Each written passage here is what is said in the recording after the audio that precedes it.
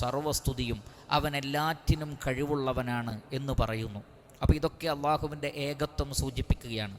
പിന്നീട് അൽഹംദുലില്ലാ വസുബ്ഹാനല്ലാഹ് വലാ ഇലാഹ ഇല്ലല്ലാഹ് വല്ലാഹു അക്ബർ വലാ ഹൗല വലാ ഖുവത ഇല്ലാ ബില്ലാഹ്.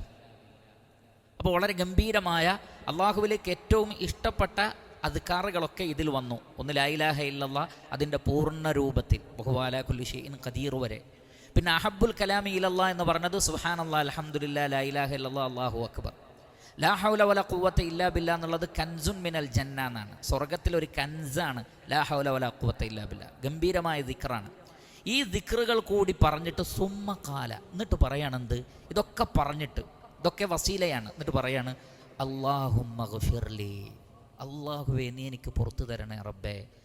ഔ ദഅ, അല്ലെങ്കിൽ എന്തെങ്കിലും ഒരു കാര്യം ദുആ ചെയ്തു, അല്ലാഹുവേ എൻ്റെ കടങ്ങൾ തീർത്തു തരണേ, അല്ലാഹുവേ എൻ്റെ രോഗം മാറ്റണേ, അല്ലാഹു എൻ്റെ കുടുംബത്തിന് ബറക്കത്ത് നൽകണേ, അല്ലാഹു എൻ്റെ മക്കളിൽ കൺകുളിർമ നൽകണേ എന്നിങ്ങനെ എന്ത് കാര്യവും ഇങ്ങനെ പറഞ്ഞ് ദുആ ചെയ്താൽ ഉസ്തുജീബ, അതിന് ഇജാബത്തുണ്ട്, അതിന് ഉത്തരം കിട്ടും, ആ പ്രാർത്ഥനയ്ക്ക് ഉത്തരം കിട്ടും. ഫഇൻ തവദ്ദഅ വസല്ല, ഇനി വുളു എടുത്ത് നമസ്കരിക്കുക കൂടി ചെയ്താലോ ഖുബിലത് സ്വലാത്തുഹു, ആ നമസ്കാരം സ്വീകരിക്കപ്പെടും. അപ്പോൾ ഉറങ്ങി എഴുന്നേറ്റ ഉടനെ തന്നെ ഒരാൾ അള്ളാഹുവിനെ ഓർത്ത് ഇങ്ങനെ പ്രാർത്ഥിച്ചാൽ ആ വ്യക്തിയോട് അള്ളാഹുവിന് പ്രത്യേകമായൊരു ഇഷ്ടമുണ്ടാകും.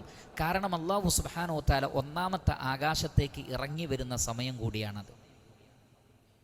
ഏതൊരു രാത്രിയുടെയും അവസാന യാമത്തിൽ അള്ളാഹു സുബ്ഹാനഹു വ തആല ഭൂമിയിലേക്ക്, അഥവാ ഭൂമിയോട് ഏറ്റവും അടുത്ത ഒന്നാമത്തെ ആകാശത്തേക്ക് ഇറങ്ങി വരുന്നുണ്ട്. ആരുണ്ട് എന്നോട് ദുആ ചെയ്യാൻ, അവർക്ക് ഞാൻ ഉത്തരം നൽകാം. ആരുണ്ട് എന്നോട് ചോദിക്കാൻ, അവരുടെ ആവശ്യങ്ങൾ ഞാൻ തീർത്തു കൊടുക്കാം. ആരുണ്ട് എന്നോട് പാപമോചനം തേടാൻ, അവരുടെ പാപങ്ങൾ ഞാൻ പുറത്തു കൊടുക്കാം. ആരുണ്ട് അള്ളാഹുവിൻ്റെ മാർഗത്തിൽ നല്ല കടം നൽകാൻ, അവർക്ക് ഞാൻ ഇരട്ടി ഇരട്ടിയായി നൽകാം എന്നൊക്കെ പറഞ്ഞുകൊണ്ട് ഒന്നാമത്തെ ആകാശത്തേക്ക് അള്ളാഹു ഇറങ്ങി വരുന്ന സമയമാണ്.